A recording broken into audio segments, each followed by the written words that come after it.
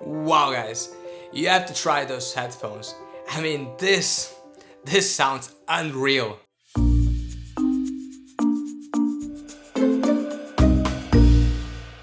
Hey, what's up? Greg here, the founder of Your Inception. Welcome to my channel. Today we're gonna talk about the new Sony noise cancelling headphones WH-1000X M3. This is a brand new model that was introduced around 10 days ago at the IFA conference, and as soon as I saw this model, I called my closest Sony store and I said I want to get the first pair of those headphones that arrived to my country, and here it is.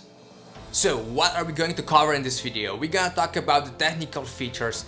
We're gonna talk about how those headphones sound and how do they feel. We're gonna look at the competition, and I'll tell you how you can get the best sound out of those headphones. Oh, and I'll also tell you if those are the best noise cancelling headphones of 2018. But first, let me tell you why I made a review of those headphones. You know what, I'm a big fan of listening to music. I travel a lot, I work in noisy places, so I've been searching for noise cancelling headphones for quite some time. I also listen to music to get in the flow, you know, so I get in this hyper-productive zone, so I can really work on the stuff I wanna do or I have to do, and I enjoy it as much as possible. I use several Bose earplugs. I have the studio quality Audio Technica ATH M50 and several other headphones, but after I've done a substantial research and I came across those headphones and I tried them out, I thought you have to know about them. Alright, let's begin.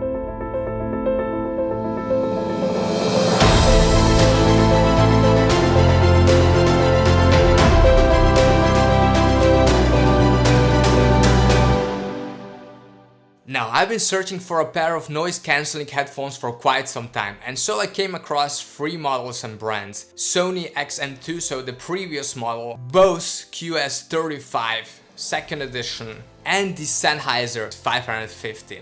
And I tried all those headphones, I was comparing them, reading reviews, checking YouTube reviews, and I really couldn't choose my favorite headphones. I love the touch features of Sony and Sennheiser's, but I really love the comfort of Bose. So yeah, I was struggling and I couldn't choose one. And then I saw the announcement of Sony's new headphones. I saw how they upgraded the previous version, and I thought those just might be the best noise cancelling headphones of 2018 and a pair of headphones that I would buy. By the way, which are your favorite noise cancelling headphones and why? Let me know in the comments below. So, what makes Sony headphones so great? First, let's check out the design. Now, they look nearly the same to the previous model. There is soft leather up top, durable metal frame, but ear cups slightly change. As you can see, they have this polished, shiny look.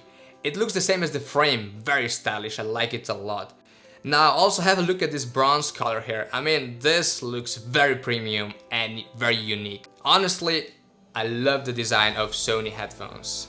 Now, what about the earpads? We know that the earpads from the previous model were good, but not as spacey and comfortable as the ones from Bose. Now, quite often this was the main reason why people chose Bose over Sony. But in this model, those earpads, guys, wow. That's what I can say.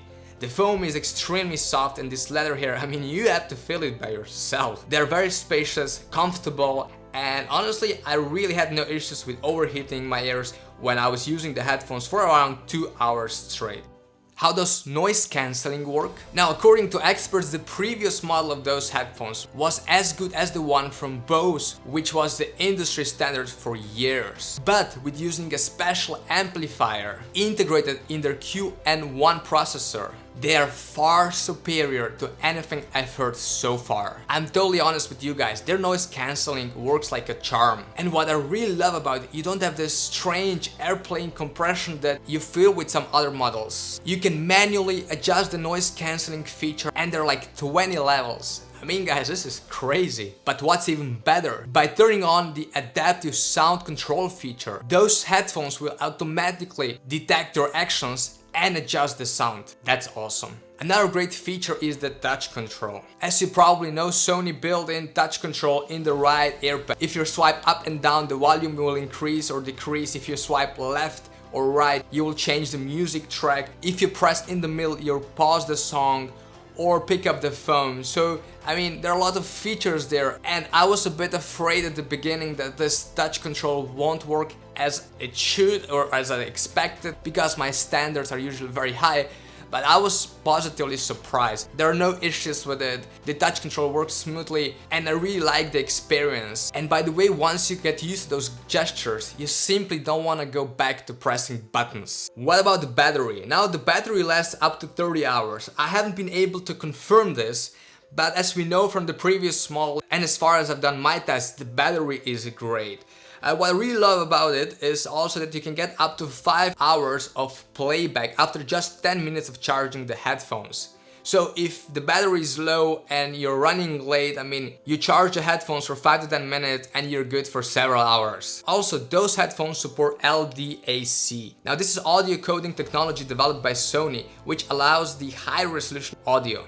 Saying it differently, if you have a smartphone with the Android version Oreo 8.0, then you can change your Bluetooth settings and use the LDAC coding technology. And this will deliver an incomparably better sound to your Bluetooth headphones than you can imagine. Apple is using a different codec, but you know, honestly, most people probably won't hear a difference. Now let's have a look at some other important features as well. So there is a USB Type-C, something you're not going to find on the Bose QS35. Also, if you look at the carry case, there's a headphone cable, there's a USB Type-C cable, and a plug adapter for in-flight use. I really love that because it's simple, it's well designed, and honestly there is nothing to complain about it. So how does those headphones feel and sound?